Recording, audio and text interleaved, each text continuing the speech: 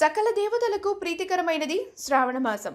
ప్రతిరోజు పండుగలాగా ఆడపడుచులు సంతోషంగా ఉండే మాసం. లక్ష్మీదేవికి అత్యంత ఇష్టమైన ఈ నెలలో రోజు ఉదయం సాయంత్రం మహిళలు దీపారాధన చేస్తే దీర్ఘ సుమంగళి యోగం, అష్టైశ్వర్యాలు లభిస్తాయి అని నమ్ముతారు.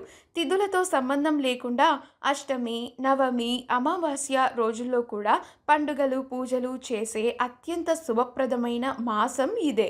సామాన్యుల నుంచి సెలబ్రిటీస్ వరకు అందరూ ఈ మాసంలో వచ్చే ప్రతి శుక్రవారం ఎంతో నియమనిష్టలతో పూజలు చేసుకుంటారు.